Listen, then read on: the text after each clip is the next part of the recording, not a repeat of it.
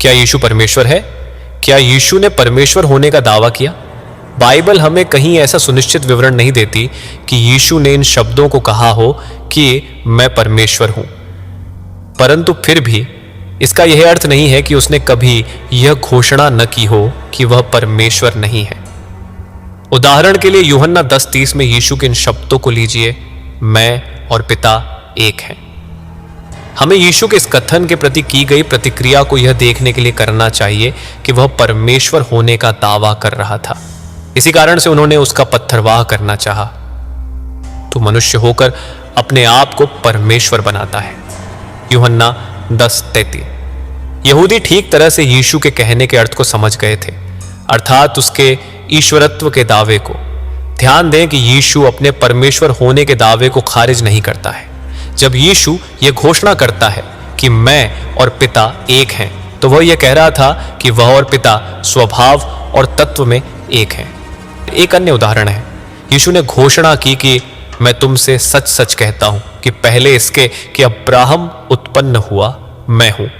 जिन यहूदियों ने इस कथन को सुना, उनकी प्रतिक्रिया पत्थरों को उठाकर ईश्वर निंदा के कारण उसका पत्थरवाह करके मारना था, बिल्कुल वैसे जैसे मूसा की व्यवस्था ने उन्हें आदेश दिया था। यूहन्ना यीशु के ईश्वरत्व की धारणा को दोहराता है कि वचन परमेश्वर था और वचन देहधारी हुआ। ये आयतें स्पष्ट संकेत देती हैं कि यीशु ही देह रूप में परमेश्वर है। प्रेरितों के काम 20 हमें बताता है कि तुम परमेश्वर की कलीसिया की रखवाली करो, जिसे उसने अपने लहू से मोल लिया है। जिसने कलीसिया को मोल लिया है, अर्थात यीशु मसीह ने। प्रेरितों के काम 20:28 घोषणा करती है कि परमेश्वर ने उसकी कलीसिया को अपने स्वयं के लहू से मोल ले लिया है, इसलिए यीशु ही परमेश्वर है।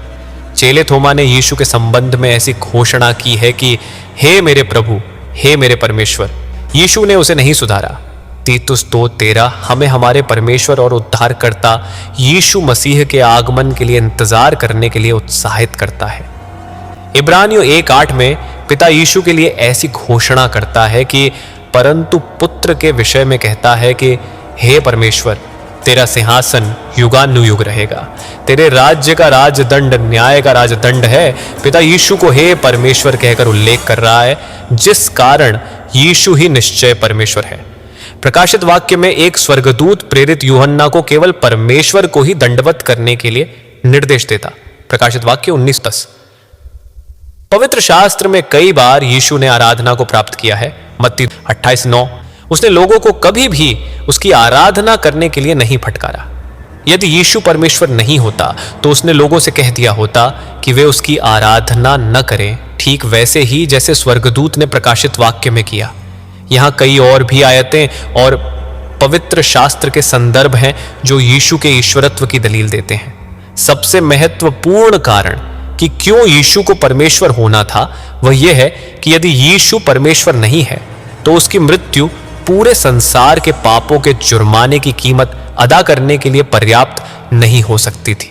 यदि वह परमेश्वर नहीं होता तो यीशु मात्र एक सृजा हुआ प्राणी होता। वह असीमित परमेश्वर के सामने पाप के लिए मांग किए हुए असीमित जुर्माने को अदा नहीं कर सकता था।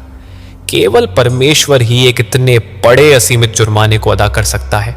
केवल परमेश्वर ही इस संसार के पापों को उठाकर ले जा सकता, मर सकता और जी उठने के द्वारा मृत्यु और पाप के ऊपर अपने विजय को प्रमाणित कर सकता है।